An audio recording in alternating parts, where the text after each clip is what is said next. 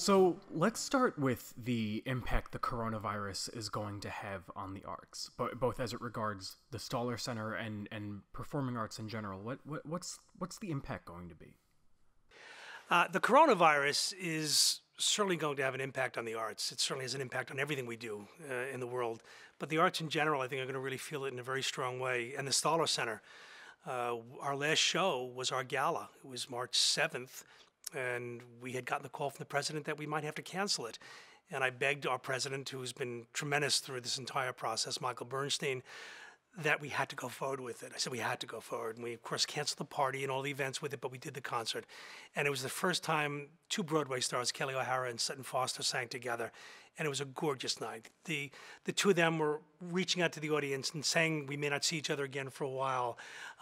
It was a beautiful, beautiful night. I'm so glad we got to do it. Who knew that night was going to be the last performance of our season, the closing night of our season? Because 2 days later, 3 days later, we had another concert, and the phone call came in from the president saying, we're done. We've got to stop it. And while we were sort of the first to do this, many art centers and the world the next day followed suit. The Met closed. The New York Philharmonic closed. Broadway's lights went down. The NBA went down. So it was the beginning of the end of that season for us. And we had to cancel the entire rest of our season. And a lot of the productions, we not be able to get back. Some of these tours were specific just for that season. We have an a cappella show, which is a wonderful group of 3 a cappella bands. They're not doing it next year. Broadway shows, opening night, the night Broadway went dark was opening night of Who's Afraid of Virginia Woolf. And Laurie Metcalf's schedule won't allow that to go on in the fall. So that show's not happening. London West End, there was a production that Alan Cumming was in. Who's coming this fall? And I kept worrying about we're going to have to lose that show because they're going to move the production to the fall. Well, that production's not happening. So in just these tangible things, we can see how the arts right off the bat have been affected by it. The artists themselves, they play for pay. And without playing, they're not going to see any paycheck. So when a Kelly O'Hara and a Sutton Foster do a concert and they get a lovely check for playing here and doing a great show, that's wonderful. But if they're not playing next week or performing, they don't have money coming in. And then you go, and they're obviously the high extreme. There's young actors who counting on working. Broadway is closed. Broadway closed for 2 nights during after 9/11, and the world went, oh my God. And then half the theaters closed in 2013 with the strike, and people went, is this crazy? How can we do this? Broadway has been dark for 3 weeks right now, and it's going to continue to be dark for a while. So it's going to have an effect that is going to take a long time to recover from. We're so delighted that people are doing things online, which is great. And we're doing some of it also. We're putting some tidbits of programs on, some operas being done, some music, some theater, but it's not the same thing. And we're worried that people aren't coming out to the theaters in droves because of Netflix and streaming and 4,000 cable channels. So we're now making it easier for them to stay at home. We need them to come out to the arts. And there's going to be people that as soon as the band's lifted, they'll be out here 10 minutes later. But there's others who might get a little comfortable sitting at home. That's my competition. I always say the competition is people sitting at home. We got to get them to come out, because once they come out, they'll come back for that Cirque show, that dance show, the Broadway star, the pop star we're bringing out, the jazz musician. So we're gonna have a road to climb, and these artists are struggling, and the art centers are struggling, and the theaters are struggling, and it's going to be a long road back. But I know we're going to have to be very creative. I've already talked to a lot of my colleagues. We can't just assume when the lights go back on, people are going to flock back to the theater. Some will, but others are going to need some help, and we need to be creative. We need to find a way to get them in. If we have to distance a little bit at the beginning, we'll figure that out. My box office manager is going to have a fit trying to figure that out, how we do that, but we'll make it work. We need folks back, and they need to come back. We're hearing from our patrons and our audience members and our donors. They need to come back. They're really homesick for the Staller Center, as they are for all other theaters. So it's going to be a challenge, but we're very much affected, like the world is affected. We're another business, but we're a business that's very community oriented and also very out there. When Tom Hanks and Rita Wilson get sick, we know about it. And it's going to be a challenge. So I noticed that there was money for the arts in the stimulus package. Can you comment on the importance of the arts in a time of crisis? Yeah, the stimulus package, which obviously the arts sort of became a pawn in that, and it was sort of disappointing to me and my colleagues, because they talked about the Kennedy Center and the arts and humanities and why is money going to that. Well, it's a business like anything else is also. There are people that perform, there are people who work backstage, there's administrators. It's another business. So it sort of hurt us in a way that the arts became the enemy to some people. And it's not the enemy. You know, the arts are very important. Obviously, my circle of friends tend to probably feel more about that than others do. And I understand to some people it's a luxury. But to most people and to many people, it's a very important part of their lives. The children right now, we're doing a lot of things online. We're doing, the art galleries doing programs online for them. The music department's doing concerts online. We're trying to keep people interested because the arts are a big part of people's lives.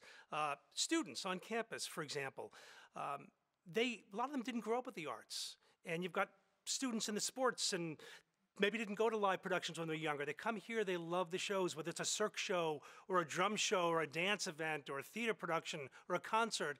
And they can walk out of the dorm room, come out here, and for $10 a show, and if they're students, the first year they get the tickets for free, they get to experience something they wouldn't normally do on top of their education, and it's part of their education. The community, many people have said they've moved here because they want to be near an art center when they retire. They can get in their car, come here, and be back in bed before they get on the train coming back from a New York show they've gone to in the city. So it's a really big, important part of people's lives. So it bothered me the stimulus package made this seem like, why are we frivolously giving money to the arts when we're another business? And to many people, it's very important. I've got patrons who've been writing to me saying, we need you to open up. And I said, well, you know, we need to open up also. And that's why we're providing programs on the arts. We're checking in, we're calling our patrons saying, how are you doing? We hope to see you soon. I get that things have to find their ways and there's only a certain amount of money for certain things. But again, the fact that the arts was singled out, I think a lot of my colleagues and I sort of felt that it's hard enough to try and be in a business that there are some people that think is a luxury. We don't want them more so to think that, because I think the arts in all formats, whether coming to an art exhibit or coming to a play or listening to a great star singer, I think it's a very, very big part, is a very big part of people's lives and adds a lot to their lives. And in terms of coping, a lot of people are holed up in their homes now for months on end. And a lot of places are starting to put performances online so that people can see them. Can you talk about how people are coping and how they're experiencing art? Yeah, you know, a lot of my colleagues are doing online programming, and we're doing some of it also. We're trying to walk that tightrope. You know, we're an art center. We thrive on people coming out and being here, and the experience of being with an audience, and experience of watching something that happens live once, you know, the night performance is going to be different than the next night. The audience reaction and their body language and their response to things makes things different on stage. So we're about to launch a shorts film series. We're going to show some films from our film festival past. We have the Instrument Petting Zoo. We have a wonderful children's program. We have instruments being played on so the kids can watch that. The film industry has done a lot of streaming, as you know, have put a lot of the films on that were supposed to open up in the theaters. So we're finding ways. We've had people saying, how do we watch it on our computer? We want to be able to watch it on our TV, and we're explaining to people on the phone how to buy the technical parts so they can put it onto their stream it onto the TV. So they're coping. It's not the same thing. We know it's not the same thing. They know it isn't. So we're trying to find a way to walk that tightrope, but we also want to make sure that they do know we're going to open up at some point, and we're going to open up with some programs that hopefully will be very exciting. So it's a tricky time. It's a good question. You know, how are people coping? People are coping in very different ways. You know, the Met Opera is putting on operas. We do the Met Opera broadcasts here. They're doing some of the older ones streaming. A lot of our artists that we've had here are doing concerts from home, and you've seen them. And Elton John's doing one. I heard that Lady Gaga is going to do one this weekend, which is great. My granddaughter's a big fan of hers at 2 years old, so she'll enjoy that. So I think we're all trying to find ways, but I know people are missing it. I'm getting emails all the time from people saying how important we are. We send emails out, and they respond back with, we hadn't realized how important it really was until it wasn't there. So I think that's made a difference to us, knowing that we matter, and that's kind of nice. And hopefully we can bring it back to them soon. Yeah. Uh, yeah. Uh, so I saw that you said in a previous interview you're an actor, and so what does a crisis like this, a moment like Yeah. this, do for the artist? What impact does it have on them psychologically? The artists, as I had said earlier too, to me that's the most, to me the ones I feel the most worried about, and the ones I think about, and if I don't sleep at night, I'm thinking about some of these artists, and not as much the bigger stars. Obviously, the actors. I dabbled in this when I was a younger kid, going out to LA to be a movie star. I remember doing a production of Romeo and Juliet. I was playing Romeo in the production, and we was 6 shows a week, and we had 2 days off. And I remember the 2 days off, I would call the actress playing Juliet, saying, "What are you doing today?" She goes, "Well, I'm off." I said, "Well, you couldn't get Verona out of your system, so I couldn't. It's in your blood, you live for that. You're a kid. The actors were kids growing up saying, 'Hey, look at me.' We're these obnoxious little children who basically have to be on stage all the time. We thrive on that. We have a show here. And it doesn't sell. Sometimes you have a production, hopefully not too often, and that doesn't sell well. And you watch, my staff watches me go out trying to get people in. We'll donate tickets to organizations. We'll grab students, get them in, because I always want the house filled. Because any actor that says to you, well, it doesn't matter to me, there's that fourth wall, we don't know there's someone out there, isn't really telling you the truth, or is in some world that I'd never heard of. Because every musician, every actor, every dancer that goes on the stage thrives off that energy in the audience. And that's why each production is different each night, because the laughs, bolster you, the applause bolsters it, the standing ovations are wonderful. So I think it's very hard, forget about the financial situation and the fact that, they're not getting attention. We need attention, actors, and they're not getting it right now. And I think I feel very sorry for the spouses of actors right now, because they're probably getting performances all the time. My wife used to say to me when I was an actor back, a million years ago, you do your best performing off stage. So I guess that's why I evolved into this position. But for the actors and talent, it's got to be very, very hard when you're used to being on a set or used to being 8 shows a week on Broadway. I guess you get a feel for it when you finish a show. I remember watching when I was doing it at play, when the show ended and you'd watch the strike, the house that was yours for the last 3 months, which, of course had no back walls, just sticks behind it. When it's being torn down, I used to feel sad about it. It's like, where'd my home go? You're taking my home down. Can't you save this somewhere? And of course, they're just ripping the wood down and all that. So, for someone who had a very small part of my life, I have to think back on it. But I'm thinking of the actors today. I'm thinking of my friends, my colleagues.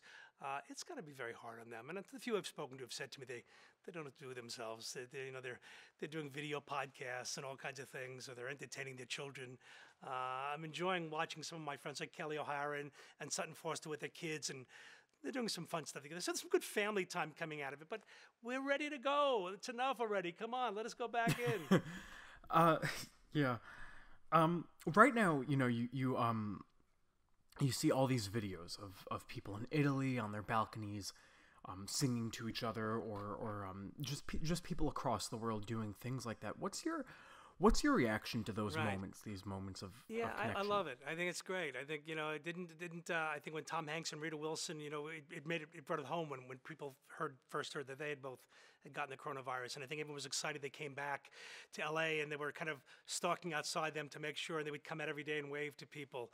I think we're a community. I mean, we're all a community, but the arts tend to be we all know each other, sort of. We all sort of root for each other. When people talk about, they'll say, another theater is not doing well. And you'd say, well, isn't that your competition? Aren't you? There's no competition. My competition is the couch, the people who aren't going out. We're sort of in this together. And I think anything, when I see, Rosie O'Donnell do this thing, and you watch, she had all these artists on, and technically it was a mess because you got people at home and you couldn't get the microphone to work, but you're sort of glued to it because you're saying this is the reality. They're not, there's no technician sitting there working it for them. So I think anything that people are doing, I love it. Brian Stokes Mitchell, who's also a dear friend, he's a great Broadway actor. was on Trapper John MD. For those of you who are back, can remember that back in the day. I tell all these things to my staff. They have no idea what I'm talking about. It shows you how old you've become. But he's a wonderful actor. What a great, great singer. He's done a bunch of Broadway. He did Ragtime with Audrey McDonald. He had coronavirus, and everyone was worried for him. He's probably in his mid-60s, and he just recovered from it. And he, too, had been out in he lives in New York City, was out there sort of telling people he's doing well, and people were excited about it, and there's videos posted about it. So I think anything that people find a way to do and get to the public and people can respond to is really great. I think it really is great for our community. Right. So you were here after 9/11. I was. What was that like to be here after 9/11? Were people hesitant to go out or to experience art? What was that It's a really like? great question about 9/11. 9/11 was 9/11. I remember driving into work, and I lived very close. It was a short drive, and when the first plane hit, and we got into the work, and my staff were all asking each other, "Have you heard about it?" We kind of jerry-rigged a TV in the hallway up by our offices because we didn't have cable at that time, but there was cable on the main theater. So we got it. We ran a 100-foot cable, plugged it in, and we're all sort of sitting out our doors watching this unfold for the day. Such an eerie feeling watching this. And I remember thinking later in the day, after hours and hours of it, not only how awful this was for everyone, I said, what do we do next? Where do we go from this? And it was a Tuesday, as we all remember. Our next show was a Friday night. We had 2 movies scheduled for the night. I remember thinking on Tuesday, late in the night when I got home, what are we going to do? We're going to show these movies on Friday? Broadway had shut down. Everything was canceled. There were no games, sporting games, no baseball that day. Everything was shut down. And I said, what are we going to do? And I remembered looking at the calendar saying we have 2 movies that night. We had Shrek, because we had in the fall we did movies that were just in the theaters, and we had Moulin Rouge. I said, you know what? Shrek might be kind of fun for bring the family to it. And Moulin Rouge, it's not the lightest thing, but it's a fantasy and it's a musical. I remember thinking we had Pearl Harbor the following week, and I remember thinking, if we had Pearl Harbor, there's no way I was even going to think about showing anything. But we came in Wednesday to work, and I sat with the staff. I said, why don't we do this? Why don't we show these movies? And we'll just have it. And if people want to come, they can come. We'll make it free.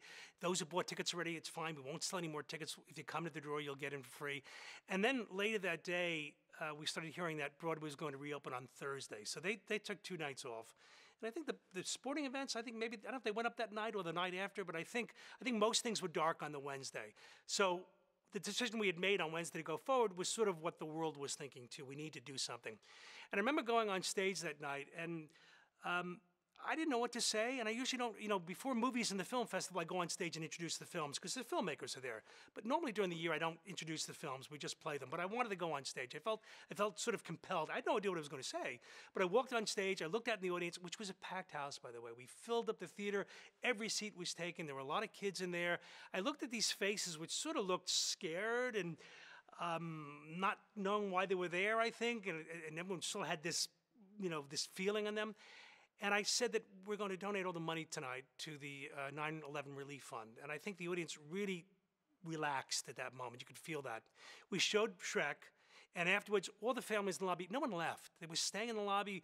They were just sort of lingering and talking to each other. See, back in the day, you could be with each other. That was the difference. The big difference is we could actually go and kind of hug each other and shake hands, and so that happened. And then after Moulin Rouge played, the same thing happened. So we didn't get out of there till like midnight. The movie ended around 11:15. People were hanging out. They were talking. They were talking about this. They couldn't believe it. So that itself was really an amazing feeling.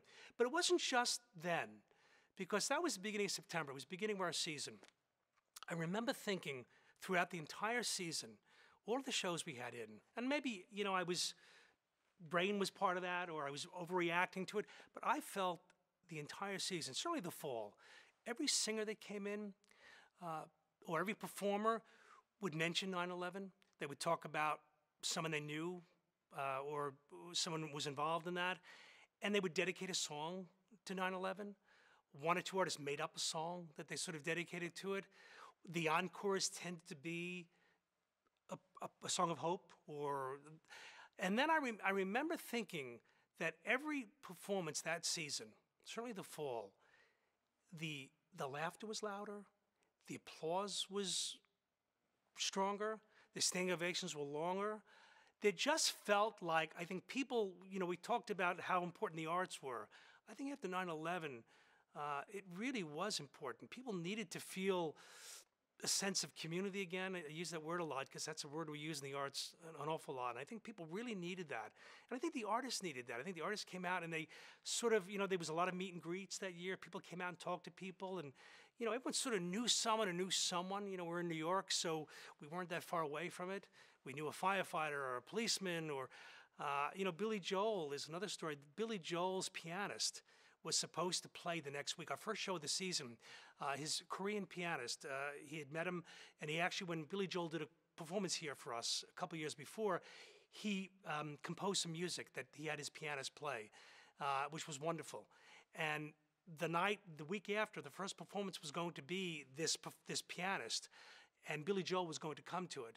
Billy called me at home, I remember, because my wife was like, "It's not him." And I'm like, she wouldn't get off the phone. I said, "I think he's supposed to call me now." And he finally calls, and he gets and I'm on the porch, and there's my neighbor. I'm like, "I'm on the phone with Billy Joel."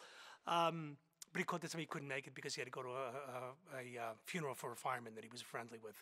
And there was a lot of that going on during the fall season. So it really played a part, and I think the arts really sort of kind of kept us together during that time. And I think, I think back in those days, I can't remember any time after that. And I think when we will see it again, when we reopen again about this, that people sort of needed to be with each other and needed to sort of share this awful situation that happened. And I expect that back when we reopen again. 9/11 was, the difference was obviously it was something that sort of came and went. Like anything else in this world, we forget too quickly, don't we, when things happen. And this one is not going to be easily forgotten. There's going to be an awful lot of scars from this one. I think 9/11 scars are deep and penetrate, but I think these scars are going to be life changing. And I think the way we do the arts are going to change. Hopefully, we'll continue to get people to come out, and I hope that's the case because I can't think of a world without the arts. It would be really depressing.